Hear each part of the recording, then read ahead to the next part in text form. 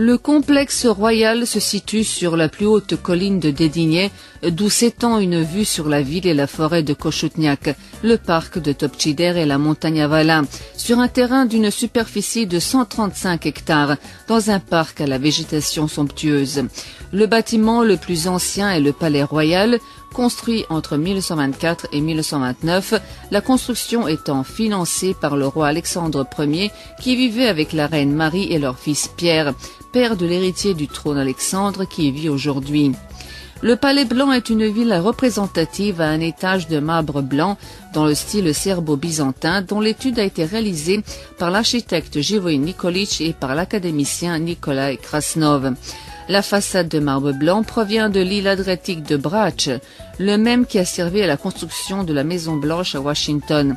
Les salons sont aménagés dans les styles de la Renaissance et du baroque. Les meubles sont authentiques et appartiennent au style de plusieurs époques. Les murs sont décorés par des tapisseries françaises des XVIIe et XVIIIe siècles. Et les peintures sur les voûtes de plusieurs pièces représentent des motifs des chansons épiques serbes ou des copies de fresques des monastères Sopoćani et Dečani, inscrits dans la liste du patrimoine mondial de l'UNESCO.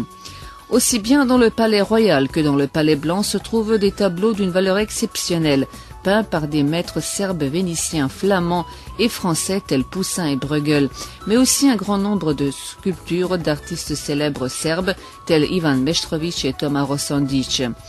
Au souterrain du palais royal se trouvent les chambres de repos, une salle de billard et une salle de cinéma qui a été l'une des premières en Serbie. Les intérieurs ont été aménagés par Nikolai Krasnov selon le modèle des châteaux du Kremlin.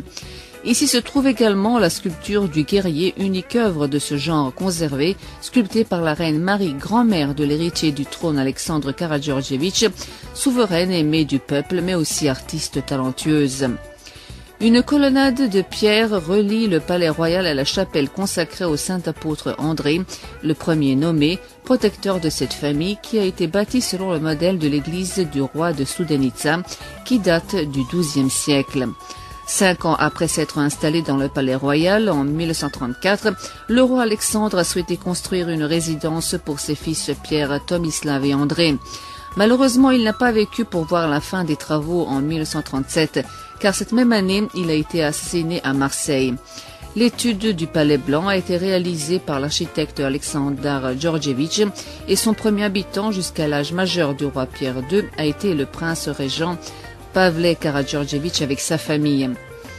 Le hall central du Palais Blanc, image que l'on peut souvent voir lors des différentes réceptions chez l'héritier du trône, est décoré par un portrait représentatif du roi Alexandre, œuvre du grand peintre serbe Paja Jovanović, mais aussi par des tableaux de maîtres français de la première moitié du XVIIe siècle. La salle à manger est aménagée dans le style Čippendal, avec une très belle porcelaine fabriquée à Sèvres.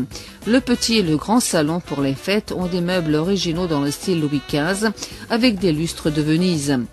Avant la Deuxième Guerre mondiale, la bibliothèque du Palais Blanc comptait environ 50 000 livres d'auteurs connus, en plusieurs langues étrangères. Une bonne partie des titres ont disparu dans le tourbillon de la guerre. Ainsi, aujourd'hui, le catalogue ne compte que quelques milliers d'exemplaires. Depuis 1941, la famille royale était en exil. L'héritier du trône, Alexandre, est né à Londres en 1945, au moment où le président yougoslave de l'époque, Josip Broz Tito, s'est installé dans le Palais Blanc. Pendant la période communiste, le complexe à Dédigné a été fermé au public jusqu'au début de ce siècle lorsqu'il a été restitué à la famille Karađorđević. Avec les changements démocratiques en Serbie en l'an 2000, le vieux palais et le palais blanc ont été restitués à la dynastie des Karađorđević et le prince Alexandre II Karađorđević s'est installé avec son épouse Catherine dans la maison familiale.